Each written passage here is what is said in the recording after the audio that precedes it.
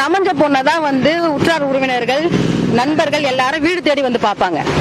சமஞ்ச பொண்ணு மாதிரி நீங்க வீட்டுல இருந்துட்டு துக்கம் ஏற்பட்ட, அதாவது உங்களால ஏற்பட்ட ஒரு படுகொலை, உங்களால நிகழ்த்தப்பட்ட ஒரு மரணம், அந்த மரணத்துல இறந்தவங்களுடைய குடும்பத்துல ஆறுதல் சொல்றதுக்கு நீங்க நேரடியா போயிட்டு ஆறுதல் சொல்றதுக்கு கூட உங்களுக்கு வந்து மனசுல வந்து உங்களுக்கு ஈரம் கிடையாது.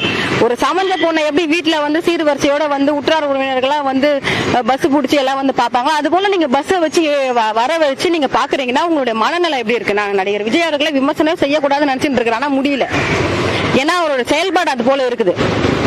அப்ப உங்களால மரணம் ஏற்பட்டிருக்கு, உங்களால அங்க படுகொலை நடந்திருக்கு, அப்ப உங்களால எல்லா விஷயமும் நடந்துக்கு நீங்க வீட்டுக்கு வர வச்சு நீங்க காலில் விழுந்தா அவங்களுக்கு அந்த உசுரை நீங்க திருப்பி கொடுத்துட முடியுமா? போன அந்த சின்ன 2 வயசு குழந்தை உயிர் திரும்ப வருமா? கர்ப்பிணி பெண்ணுடைய கருவில் இருந்த அந்த கரு திரும்பி கிடைக்குமா அந்த குடும்பத்துக்கு? எல்லாருமே விஜய்க்கு ஆதரவா தானே மேடம்? ஆதரவா இல்லைன்னா அங்க பிரைன் வாஷ் பண்ணி வெளியே அமைச்சிருக்காங்க. யாருமே வந்து கிராமத்தில் இருக்கக்கூடியவங்க, ஒரு சினிமா திரையிலேயே பார்த்தவங்க, ஒரு பிரபலமான நடிகர் இப்ப வந்து நம்ம காலில் வந்து விழுந்துட்டாரே அப்படின்றது அது எல்லாருக்குமே வந்து நம்ம ஏழை எளிய மக்களுக்கு நம்மளுக்கு அந்த உணர்வு நம்ம எல்லாருக்கும், எனக்கு கூட இருக்கும். அது ஐயோ நம்ம காலில் வந்து விழுந்துட்டாரே, சரி தப்ப வந்து ஒரு திருந்தி வருந்தி கேட்கிறாருன்னு நமக்கு தோணும். அது போலதான் அந்த மக்கள் வந்து யோசிக்கிறாங்களே தவிர உண்மையா திருந்தியோ வருந்தியோ நடிகர் விஜய் அவர்கள் அவங்க கிட்ட மன்னிப்பு கேட்டிருக்கவே வாய்ப்பே இருக்காது.